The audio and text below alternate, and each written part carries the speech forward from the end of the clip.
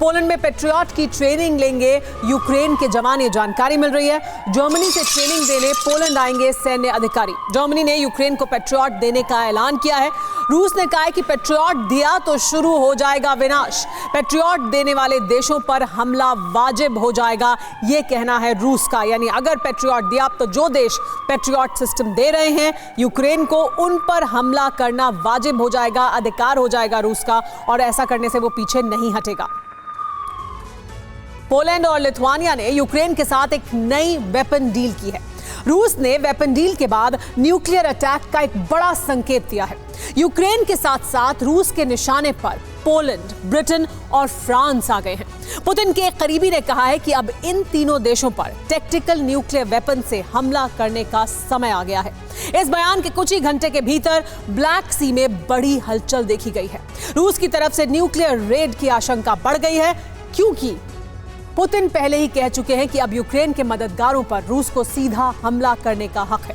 तो क्या ब्लैक सी से एटमी बवंडर उठने वाला है? देखिए ये रिपोर्ट। यूक्रेन को मिलेंगे वेपन, चलेगा रूस का एटम बम।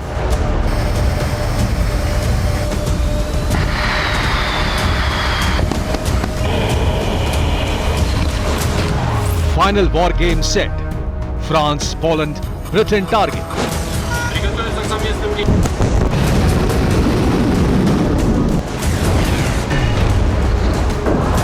यूक्रेन जंग के बीच वेस्टर्न यूक्रेन के लवीव शहर में एक ऐसा समझौता हुआ जिसने एटमी हमले का संकट बढ़ा दिया है।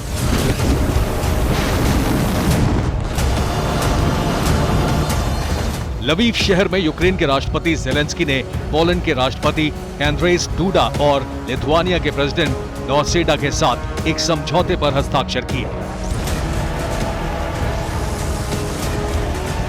इस समझौते पर हस्ताक्षर होते ही यूक्रेन के साथ पोलैंड और लिथुआनिया की वेपन सप्लाई डील तय हो गई। लेकिन यह हस्ताक्षर यूरोप का डेथ वारंट साबित हो सकता है। इस समझौते के बाद पोलैंड के राष्ट्रपति एंड्रेस डूडा ने रूस को उकसाने वाला बयान दिया है।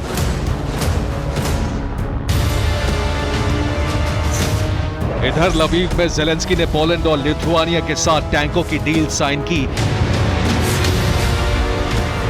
और उधर रूस से पुतिन के करीबी व्लादिमीर सोलोवायोव ने पोलैंड, फ्रांस और ब्रिटेन पर सीधा न्यूक्लियर हमला करने की धमकी जारी कर दी।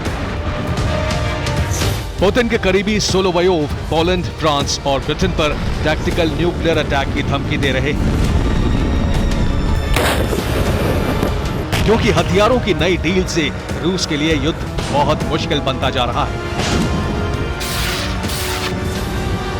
जो दो नई डील हुई हैं, उनसे यूक्रेन की ताकत और बढ़ने वाली है।